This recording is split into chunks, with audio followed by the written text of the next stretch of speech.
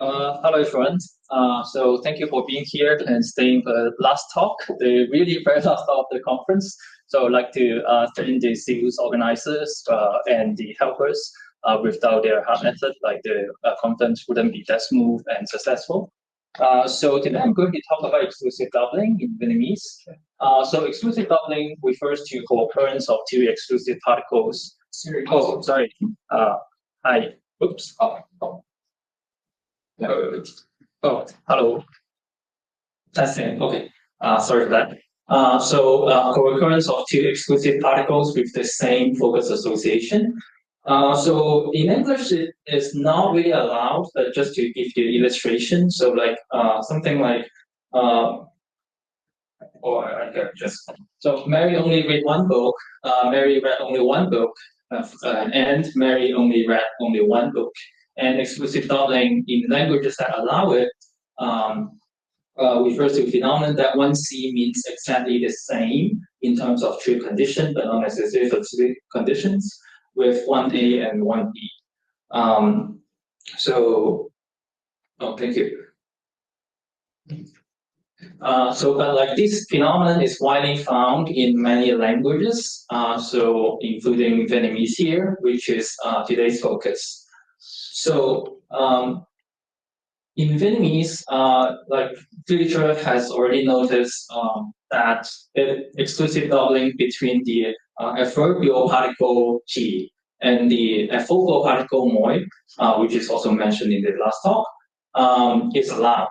So as you can see in three, so literally that would be noun only eat only beef, but the true condition is exactly the same as noun is only beef.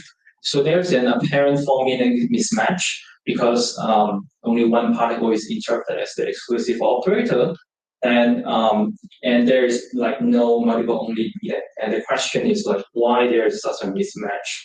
So the prevailing operator particle approach proposed that the focal particles are actually semantically vacuous, and this particle establishes a syntactic dependency with a true exclusive operator, which sometimes can be null or be pronounced as the adverbial particle. And it happens that in English you cannot pronounce both.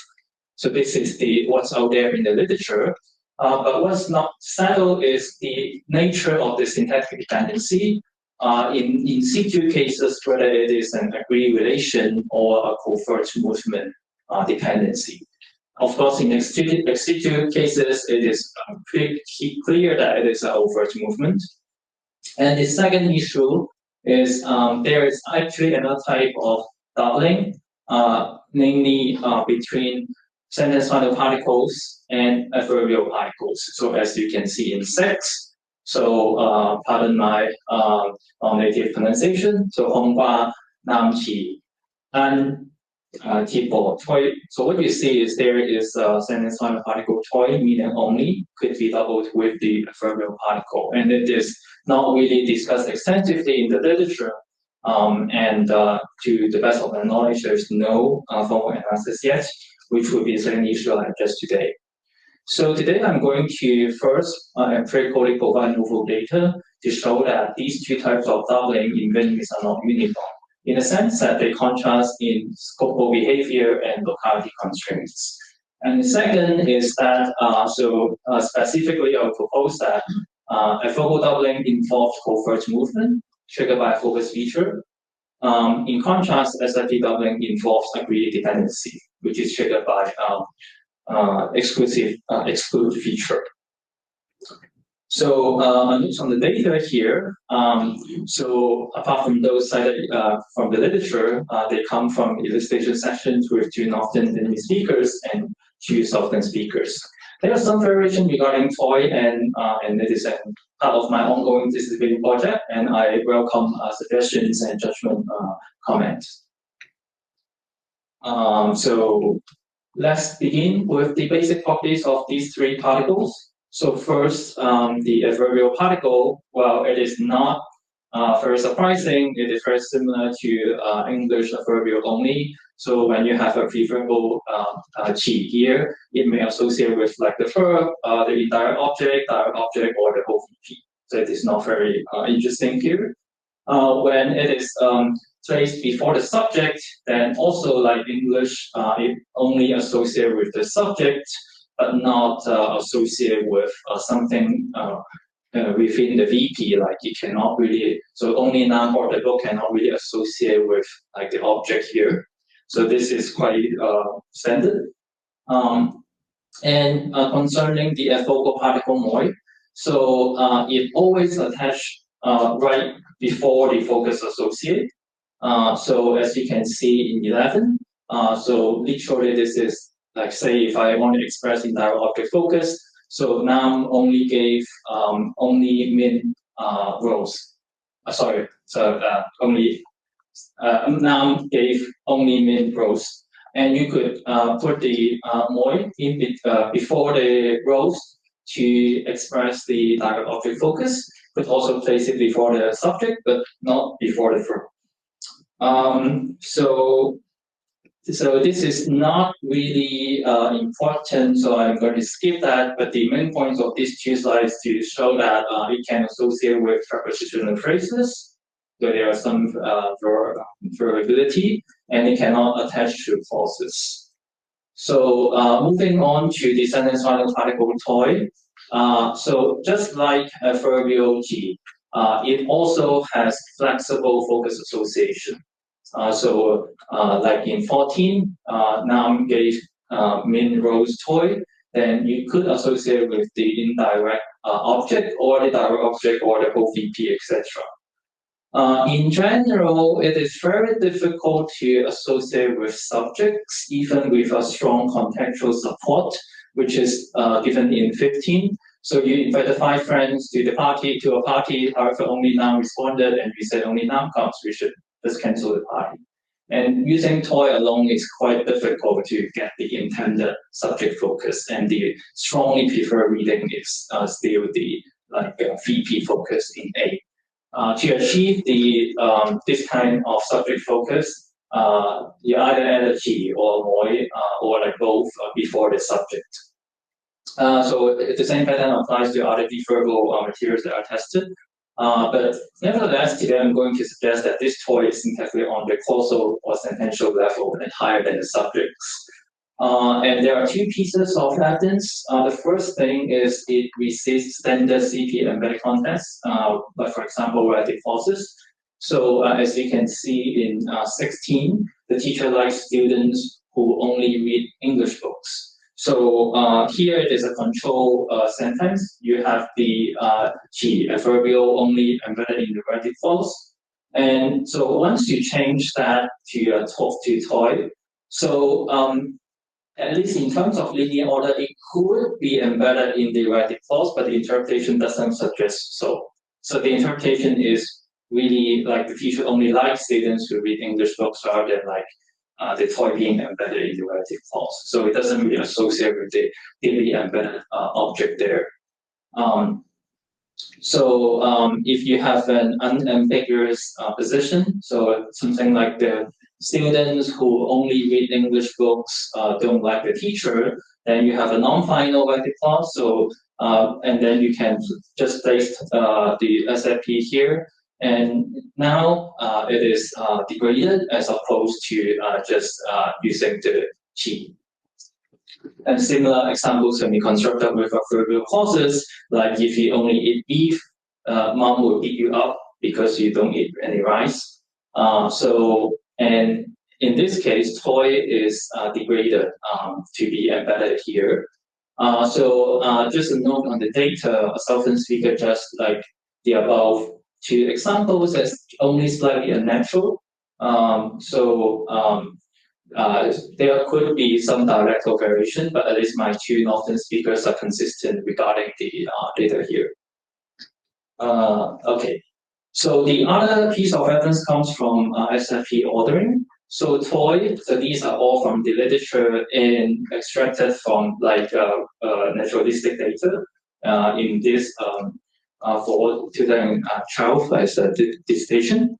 So as you can see, toy can actually follow another SFP, which is date here.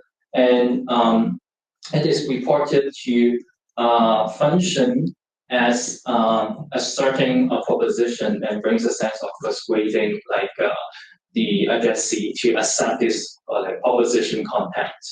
And since like that date is on a sentential level according to this function, so toy here would also be on the sentential level. So okay, so what we could conclude at this point is toy is on the causal level. And so now I will discuss the differential scopal behavior of these two types of doubling. So the literature has already noticed that moi is scopally ambiguous. So if you say something like Nam may eat only beef using moi, you could get two readings. So one reading is Nam is allowed to only eat beef. So only eat beef is something that you're allowed to do. Or vice versa reading, which is actually more natural in this case, like Nam is only allowed to eat beef and no other meat is allowed. And importantly, so if you place Qi, you can disambiguate these two scopal readings. So if you want to obtain Y scope, place Qi before May. Nail scope, place Qi after that. So what we see here is the scope is determined by Qi here, suggesting that this Qi rather than moi should be interpreted as the exclusive real operator, which is also what has been proposed in the literature already. So this is to illustrate the same scopal ambiguities can be detected using negation. Just skip that. And so what is interesting here is this kind of wide scope reading can be applied across causal boundaries. So let me go to a finite clause, which is in 27. So literally this is the teacher only knows that Nam took only French. So you have the moi deeply embedded. So in the like complement clause here, and it can be doubled with matrix Qi. So and like there is a wide scope reading here. So the teacher only knows that Nam took French and didn't know that Nam took English, things like that. And usually, if you have an island, then this wide scope reading just disappear.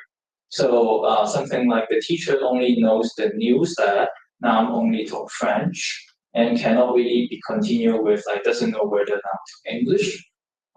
So this is so in 28, the only reading you could get is a multiple only reading. So the teacher only know one thing, namely Nam only to French. So they're like the moi is actually interpreted locally in this island. So what we see is that focal doubling is not clause bounded, but it is island bounded. And then moving on to the SFP doubling. So unlike a focal doubling, the SFP toy always has wide scope over, well, in this case, it is deontic modals. So if you have, for example, in 29, so now may learn French toy, then the only reading you get is now is only allowed to learn French, like no German allowed, for example, and you don't get a narrow scope reading. And if you place Qi, like over here, then the natural place to put it is before the May, which gets you the wide scope reading instead of placing it after it. So and the same effect can be observed with negation. So something like in 30. So Nam only doesn't eat beef with toy having the wide scope, and the Qi here again could only be placed before the negation rather than after it. So what we see here is that the doubling is not really possible across negation or modal. So you have to put the whole thing, the whole Qi and toy above negation or modals. So this wide scope interpretation is not surprising if toy itself is the exclusive operator. But if toy is not the exclusive operator, this wide scope interpretation is actually something that we need to explain.